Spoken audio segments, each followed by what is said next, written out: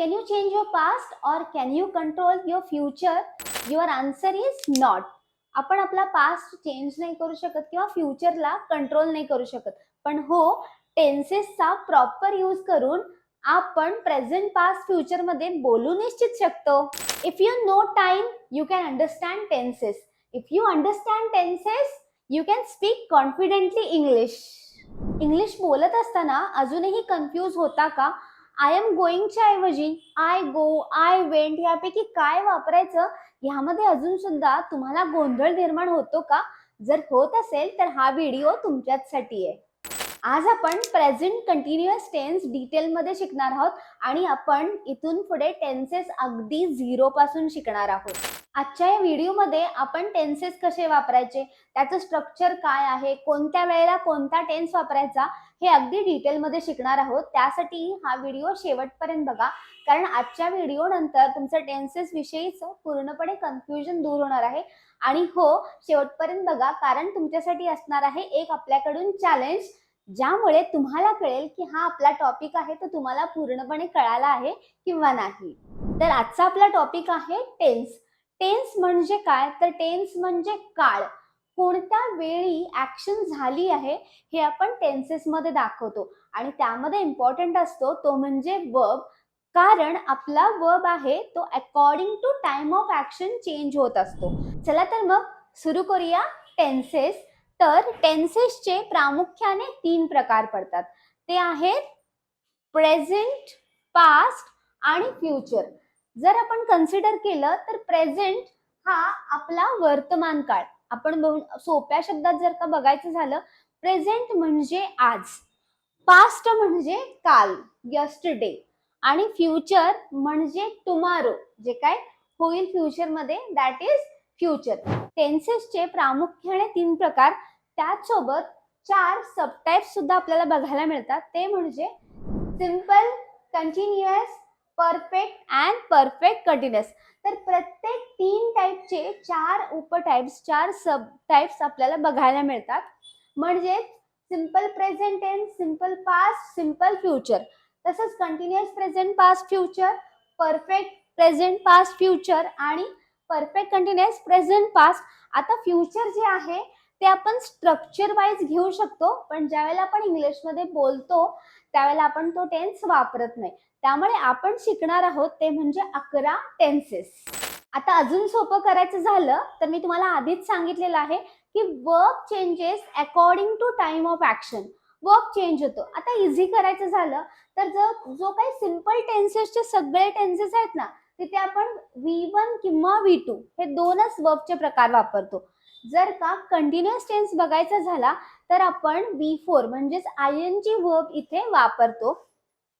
Perfect tense बघायचा झाला तर आपण तिथे V3 वापरतो. परफेक्ट टेन्सेस बघायचा झाला तर आपण तिथे V3 वापरतो. आणि परफेक्ट कंटिन्युअस टेन्स बघायचा झाला तर तिथे आपण बीन प्लस V4 ला वापरतो. आता बघा, कंटिन्यू म्हणजे काय? नावातच आहे की ऍक्शन, ऍक्टिव्हिटी जी आहे ती सुरू आहे. परफेक्ट म्हणजे पूर्ण झालीये आणि परफेक्ट कंटिन्युअस म्हणजे चालू पूर्ण किंवा अपूर्ण, ज्याला आपण म्हणू शकतो. तर आता आपण शिकणार आहोत तो म्हणजे आपला पहिला टेन्स प्रेझेंट कंटिन्युअस टेन्स. नावातच आहे, प्रेझेंट म्हणजे वर्तमान काळ आणि कंटिन्यू म्हणजे चालू. तर प्रेझेंट कंटिन्युअसचा अर्थ असा होतो, it indicates an action which is going on now and around now. आता तुम्हाला नाऊ तर ऑलरेडी माहिती आहे. नाऊ म्हणजे काय? आत्ता. पण अराउंड नाऊ म्हणजे काय? तर ऍक्शन जी आत्ता बोलत असताना सुरू नाहीये, पण आपण ऍक्शन स्टार्ट केली आहे आणि अजून ती फिनिश करायची आहे. म्हणजे अराउंड नाऊ ती ऍक्शन चालू आहे. नाऊ म्हणजे आत्ता चालू आहे, बोलत असताना चालू आहे. आणि अराउंड नाऊ म्हणजे आपण बोलत असताना चालू नाहीये, पण सध्या चालू आहे. आता पाहूया आपण ह्याचं structure. Subject plus am is are plus ING verb.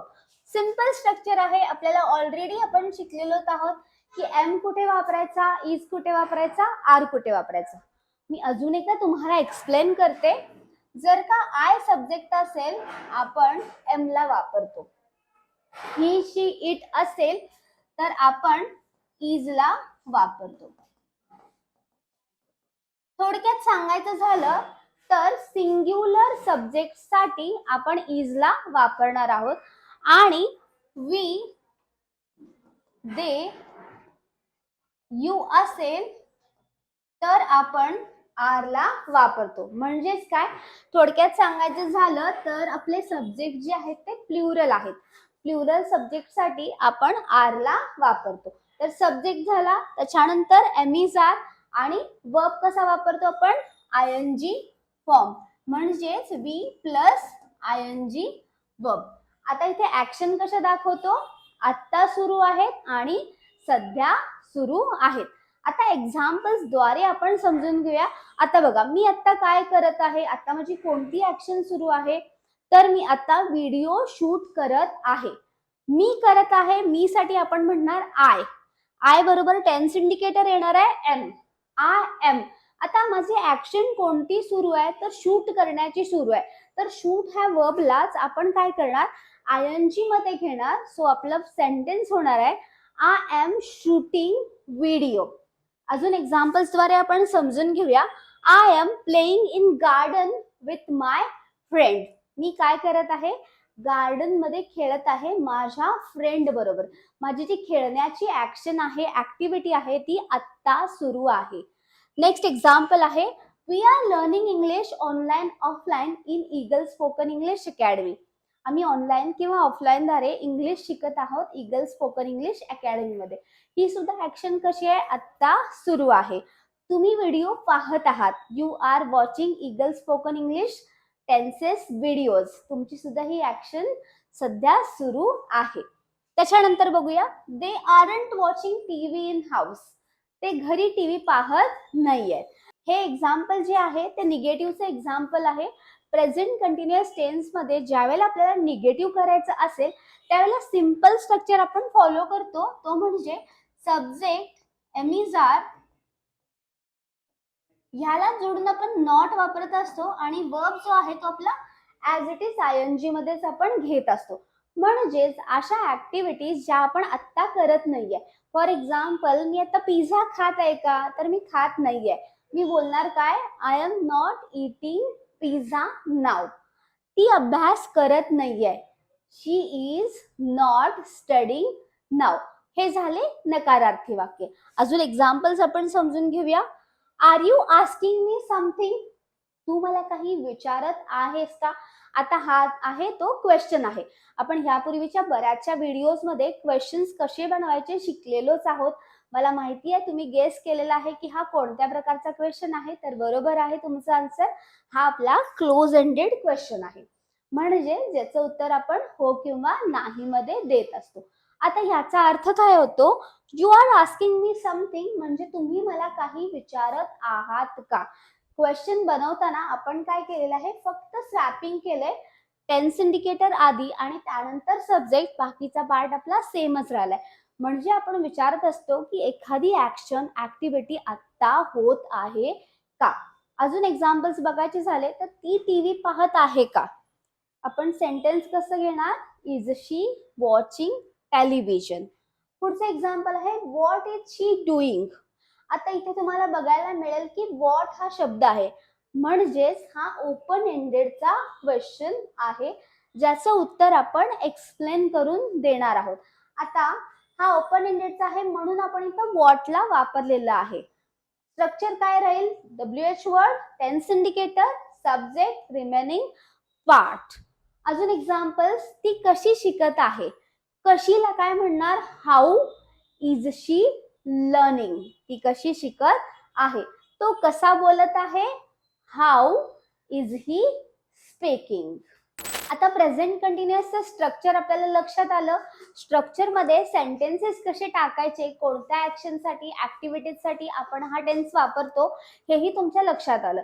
आता मी तुम्हाला अजून काही एक्झाम्पल्स द्वारे प्रेझेंट कंटिन्युअस टेन्सला एक्सप्लेन करते. आता बघा, एक्झाम्पल्स आहेत आपले. I am reading a book म्हणजे काय, मी पुस्तक वाचत आहे. मग ती पुस्तक वाचत आहेला काय येणार, शी इज रीडिंग अ बुक. तो पुस्तक वाचत आहे, he is reading a book. She is cooking dinner in the kitchen. ती किचन मध्ये डिनर बनवत आहे म्हणजे स्वयंपाक करत आहे. म्हणजे ती जी ऍक्शन आहे ती आता सुरू आहे. आपल्याला जर का निगेटिव्ह करायचं असेल की ती बनवत नाहीये, आपण काय बोलणार? फक्त आपण इथे नॉट जोडणार. She is not cooking dinner in the kitchen. ती बनवत नाहीये. आणि आपल्याला क्वेश्चन करायचा झाला तर सिंपल आपण काय करणार? इज ला आधी घेणार आणि शी नंतर घेणार. आपला सेंटेन्स होणार is she cooking dinner in the kitchen. आणि जर का आपल्याला WH क्वेश्चन विचारायचा झाला तर आपण विचारणार की ती किचन मध्ये काय कुकिंग करत आहे. ओके, आपला आन्सर डिनर येईल, पण काय कुकिंग करत आहे, काय साठी आपण शब्द घेणार? व्हॉट.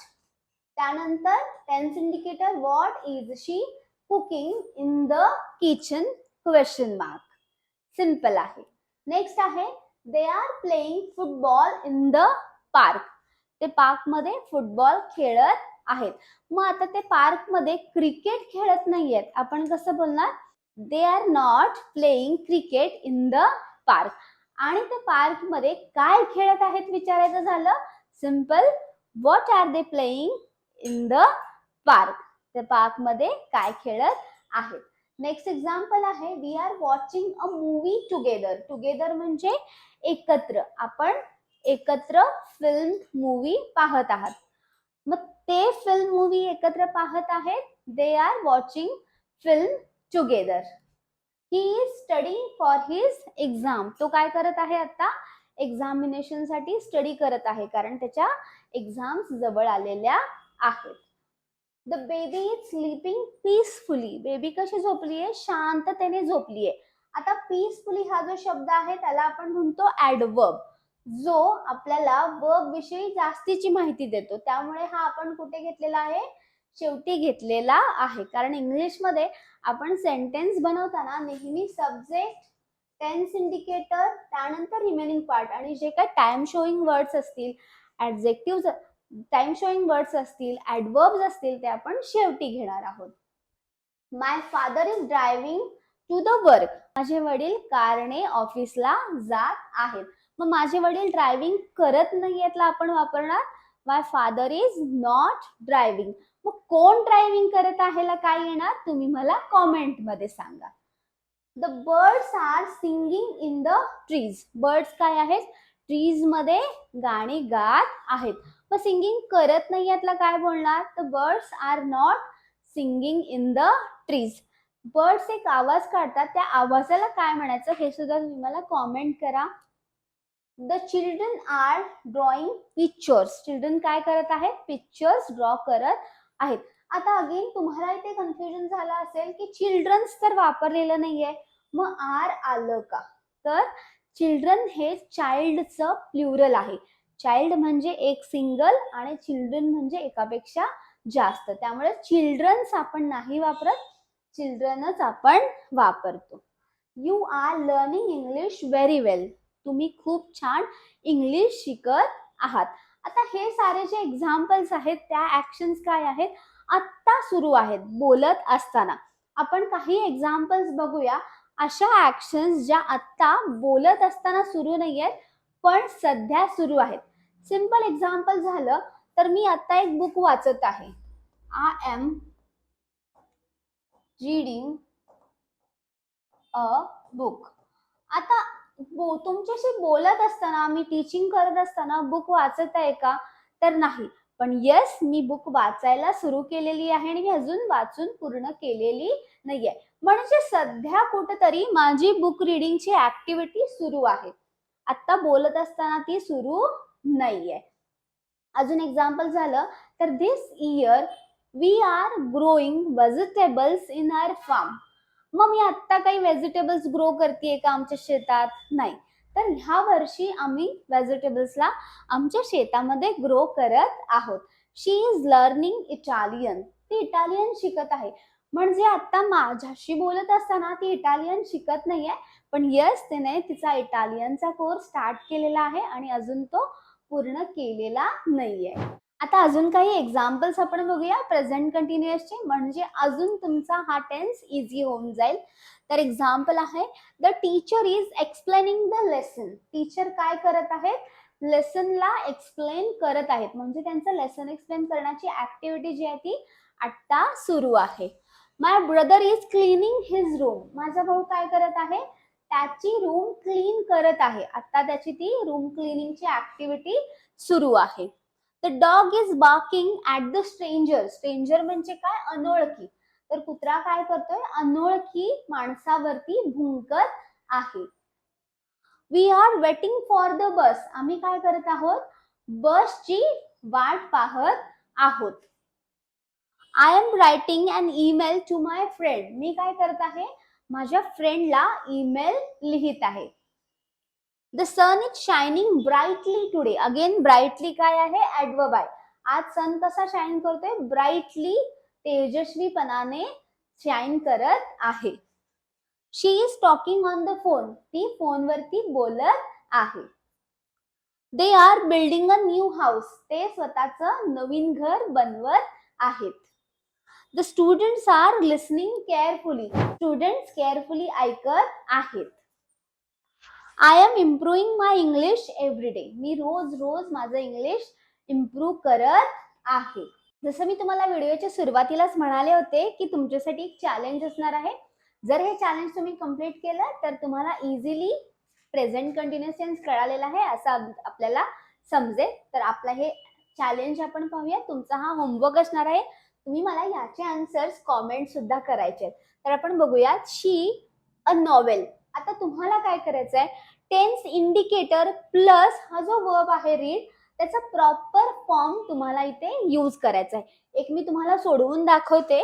तर बघा, शी नंतर टेन्स इंडिकेटर आपण कुठला येणार पाहिलेलं? बरोबर आहे, शी नंतर आपण इज घेणार, बरोबर. आणि रीड, आता आपण प्रेझेंट कंटिन्युअस टेन्स मध्ये आयएनजी फॉर्म ऑफ वर्ब वापरणार असतो. तर इथे आयएनजी वर्ब काय येणार? रीडचा रीडिंग. तर आपलं पूर्ण सेंटेन्स काय आलं? शी इज रीडिंग अ नॉवेल. ती नॉवेल रीड करत आहे, म्हणजे तिची आता नॉवेल रीड करण्याची ऍक्शन सुरू आहे. पुढचं सेंटेन्स आहे दे फुटबॉल.